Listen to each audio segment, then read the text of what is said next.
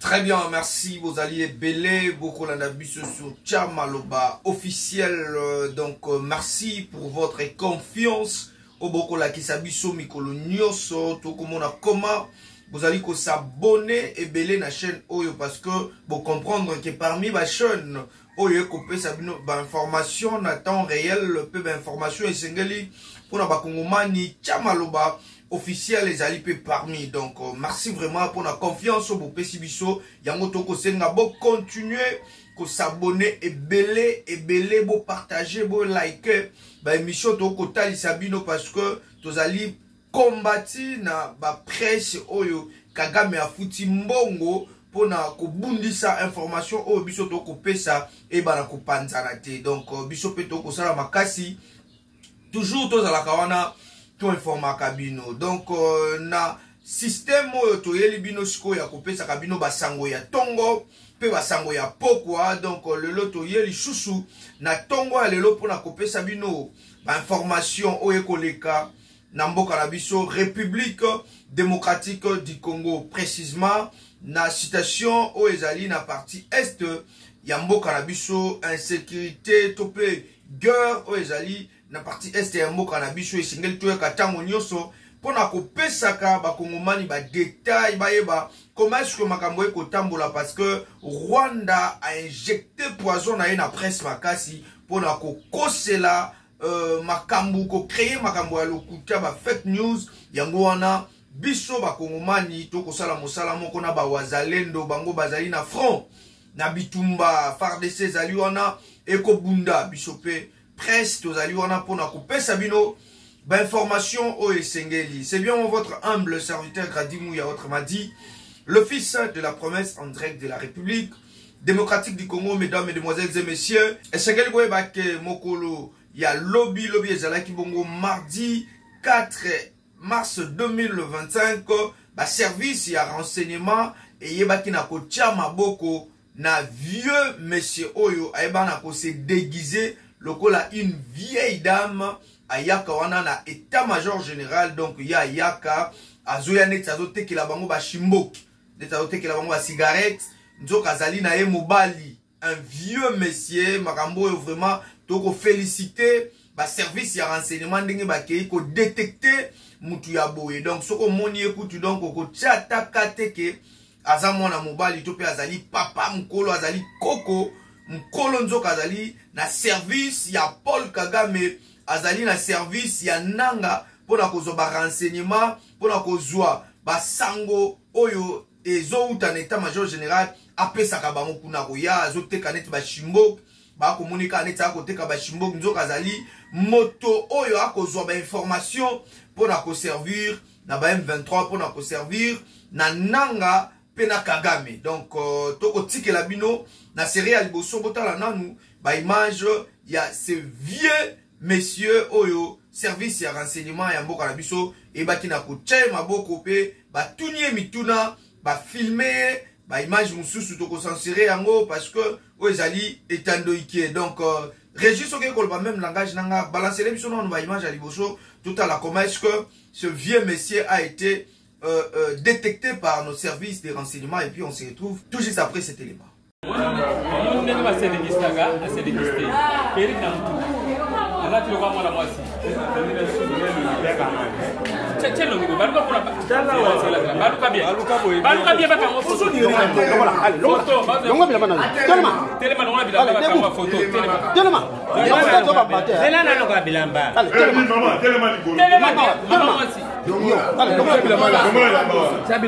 Qui a décalé ça d'été?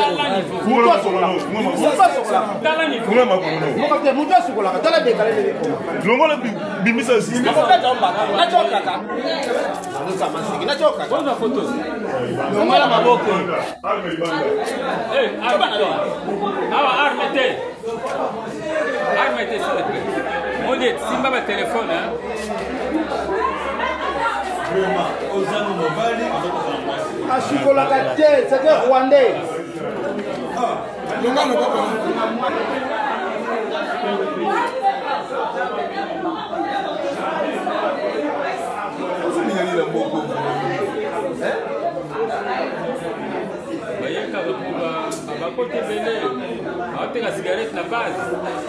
Voilà, de retour sur ce plateau avec le vôtre Grady Mouya, autrement dit le fils de la promesse. Naba sango ya tongo, donc binomoro bolandi ba image, boyoki somo, boyoki malili. Mais to kopé sa félicitation, naba service ya renseignement, il faut musala et koba, il faut qu'on soit vigilant parce que Kagame nananga ba injecté ba makambupe bato ya mabe. Namboka na biso pona ko pesa ka bango ba information et puis pona ko kabola ka information à lokuta na République démocratique du Congo pona ko désinformer population oyo ya République démocratique du Congo yango wana tozali wana pona ko servir bo s'abonner bo partager ba élément ya boye parce que monguna a kolingate peuple congolais à l'informer donc soki yozali Congomani yozali wazalendo ya solo solo l'information pour partager de façon que Batonion se base à l'informer. Donc toujours dans le système il y a que désinformer population Rwanda a qui ko circuler notre moko ya lokuta alors DGDA et KI ko talisa kezali makambu ya lokuta. Je pense que bon mona ki on a ba réseaux sociaux notre moko ko circuler ko loba été na ba pays nyonso o ezali sous occupation ya ba M23 et sengeli ete mbongo tope douane et futamaka na transfert nyonso soko ko somba biloko na ba province wana tope na ba zone wana o M23 ezali na likanisi toujours ya ko mema peuple congolais na ko kabola ekolo ko kabola mboka tolobi ete balkanisation et ko sala mate na République démocratique du Congo. Donc Félix Antoine Tshisekedi Tshilombo na ba wazalendo na peuple congolais nyonso to ko bunda pona ko telemela bokabwani ya République démocratique du Congo. Peuple nyonso to population nyonso tozali ini tozali ya ko sangana mboka na biso ko kabwana te. Merci na DGDA ndenge okei ko démentir notre wana o esalami na maboko ya Kagame pe nanga koloba ete na mboka na biso bisika nyonso ba M23 bazali douane esengele futamaka na ba achat topé déplacement nyonso ya ba marchandise. Donc merci vraiment l'information on a donc peuple congolais sengele boye ba ke note wana ezali ya lokuta ezali note o esalami na nanga pe Kagame. Voilà comme deuxième élément au régime ko proposer biso ezali sko marche oyo esalamaki na États-Unis et sengeli boye ba ke mobange na marche esalamaki kuna kasi marche yango esalami na ba congolais te marche esalami na ba américain ba tamboli pona ko dénoncer misala mabe misala ya pelengelu oyo Paul Kagame a ko sala na République démocratique du Congo. Donc soki déjà ba américain bazo sala ba marche boye ezali ko interpeller pe biso ba congolais bisika ban sont tozali tozala ini toloba na Paul Kagame 30 ans ça suffit. 30 ans ekoki obomi mingi na République démocratique du Congo oyibi mingi na République démocratique du Congo alors 30 ans ekoki peuple congolais tozala ini totelema biso toloba même langage peut tout à la même direction. Alors Régis ok koloba même langage nangai balancer biso non ba image tout à la comment est-ce que mobange na marche et ça maki na niveau il y a États-Unis na ba américain et puis on se retrouve après cet élément.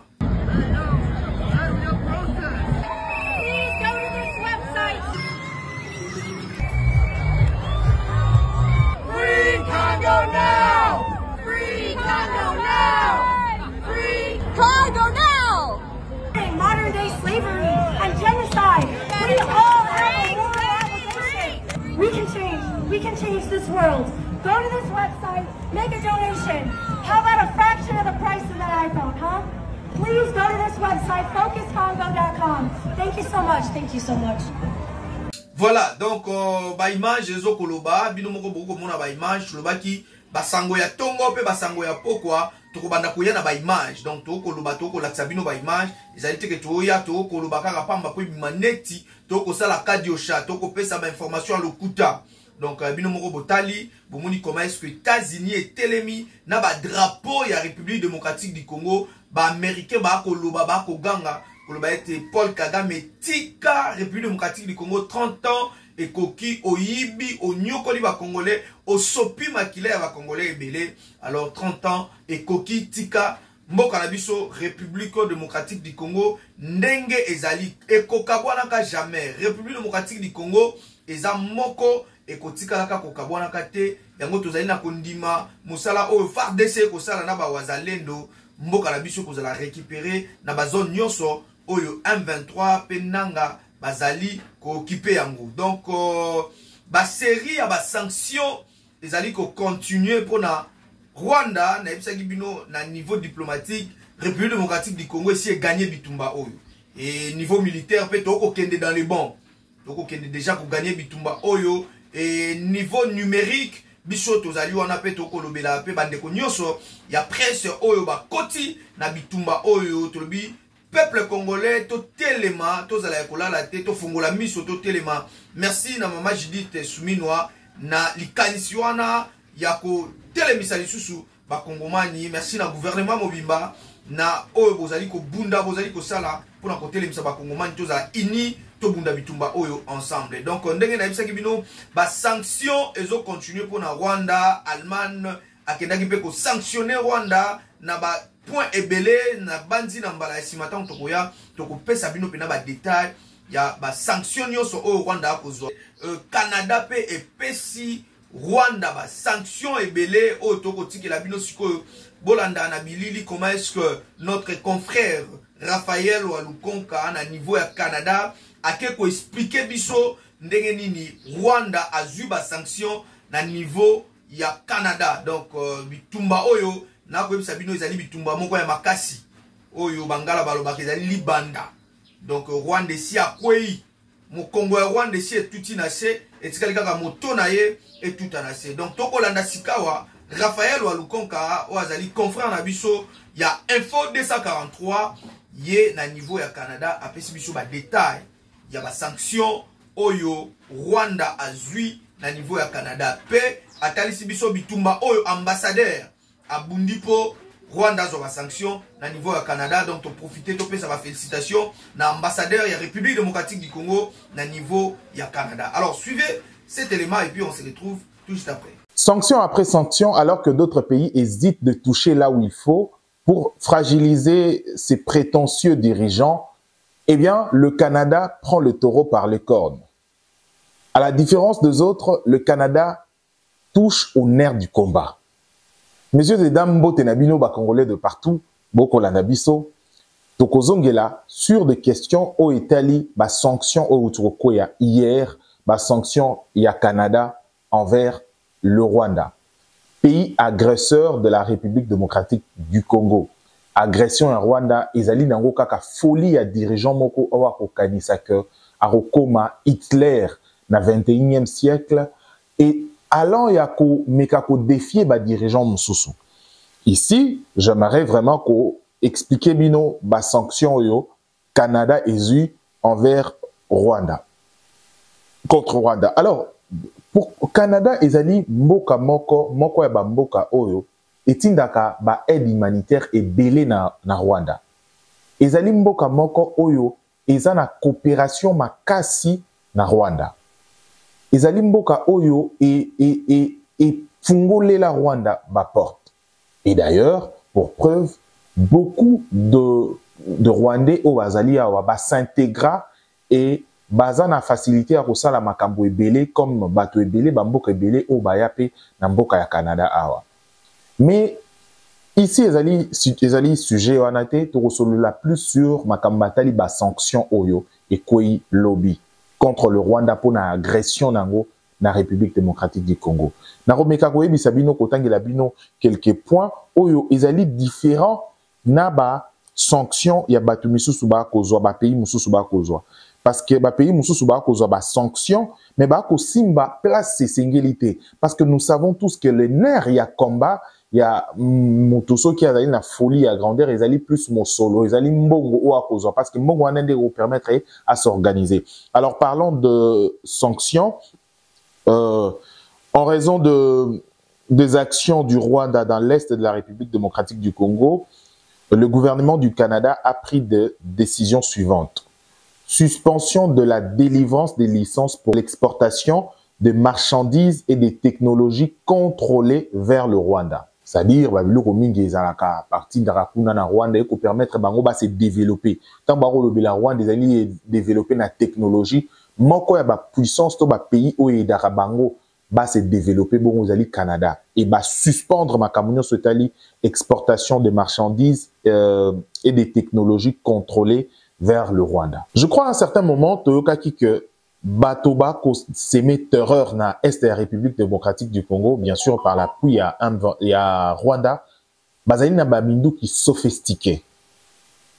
Bazali na ba mindu qui a dernière technologie.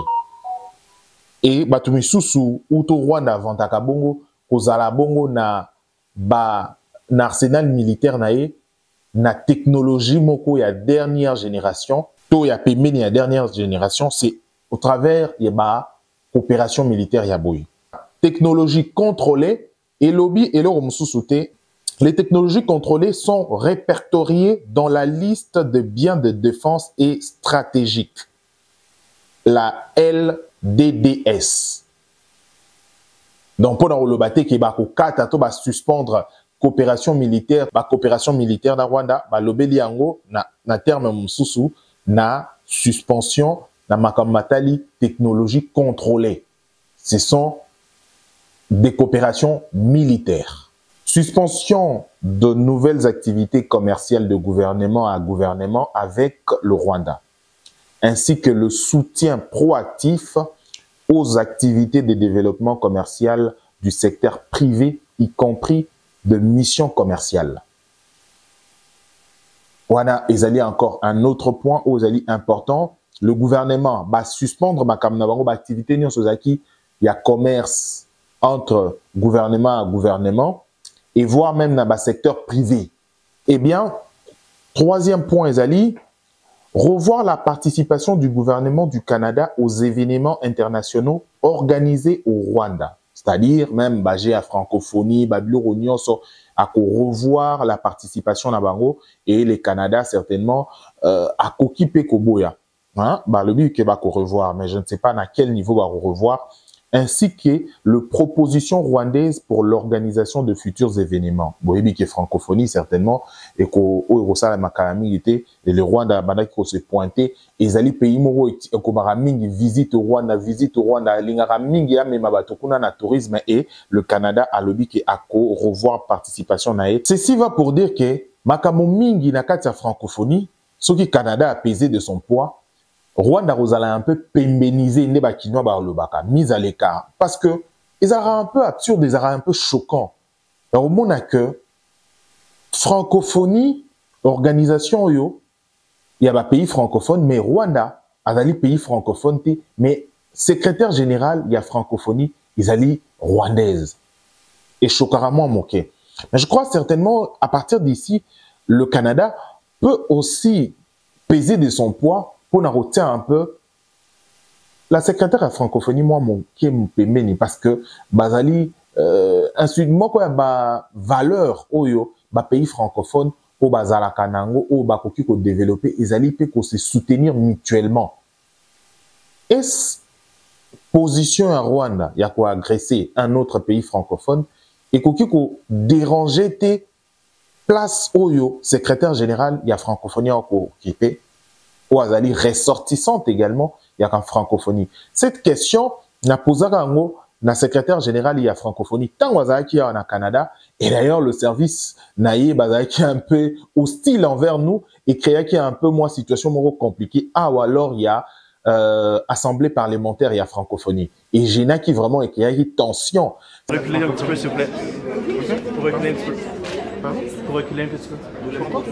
Maintenant, le Rwanda est accusé d'être agresseur de la République démocratique du Congo. Votre pays, qui est membre de la francophonie aussi comme la RDC. Est-ce que vous allez porter... comment vous réagissez-vous d'abord? Votre réponse, s'il vous plaît. Alors, on veut une réponse, s'il vous plaît. Je vous donne Vous êtes ressortissant d'un pays agresseur de la République démocratique du Congo, membre de la francophonie. Comment réagissez-vous? S'il vous plaît, ces questions-là, il ne faut pas les poser comme ça. Non, c'est une question. Non.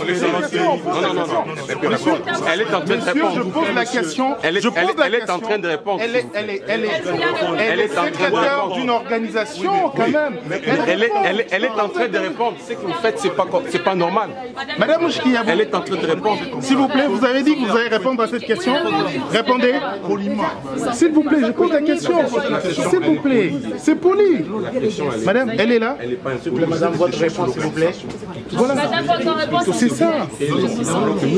Madame Mouchkiyabou, Alors, vas-y. ma Ok. réponse, Merci. c'est que, en tant que secrétaire général de la francophonie, moi je souhaite la paix. Je souhaite que les frères et sœurs congolais, puisque je suis voisine du Congo, puissent vivre en paix et que pour cela, il faudrait que les décisions qui sont prises à travers les différentes médiations puissent être appliquées par tout le monde. Masolo ya sikaye na Kinshasa avec la société BDN Nettoyage. Pour garantir l'hygiène dans notre environnement, la société BDN Nettoyage vous offre des services de qualité avec des matériaux aux normes internationales. Pour les nettoyages urbains, nettoyage de bureaux, nettoyage des salles d'école, nettoyage des appartements, nettoyage hospitalier, remise en état après déménagement, traitement phytosanitaire, espace vert. BDN Nettoyage vous offre aussi un service des femmes de ménage expérimentées pour tous vos besoins. Une seule adresse, avenue Révolution, numéro 4, commune de la Gombe. Référence, hôtel Meriba, Prince de Liège. Pour tout contact, plus 243 97 91 99 381, plus 33 61 388 63 38. BDN Nettoyage, le meilleur de l'hygiène. BDN, c'est la qualité de notre service. Voilà, merci beaucoup. Nous sommes arrivés à la fin de cette édition de ce matin. Basango ya Tongo, Tokomi Nasuka, merci. Na confiance, vos copés Sabiso, Tolobi, Pona Ekolo, Toko Bunda, Toko Fanda Kimiate, Toko Lala Pongite, Toko Zala Yako Telema, Miso Yako Fungwama, Pona Ekolo, Nabiso, République démocratique du Congo. Merci na Raphaël Walukonka pour l'information. Fournir biso na mokolo ya lelo, merci na bandeko nyonso ba kotindela biso ba image na ba WhatsApp pour na kopesa ba congolais information. Donc numéro na biso ezali wana soko lingo ta contact na biso benga biso toko solola toko panza sango kaka ndenge ezalaka. Donc pour na mboka toko bunda toza na posa ya lomeya te poto bunde la République démocratique du Congo, tozali ba congomani de père et de mère, toza kaka na mboka moko Congo. Alors pour na ekolo tolobi toko fanda kimiate toko telema pona kobundela yango. Donc bo s'abonner belé na chaîne YouTube na biso Tcha Maloba officiel pour ne rien rater na basango nyonso oyo koleka na mboka na biso. Alors portez-vous bien.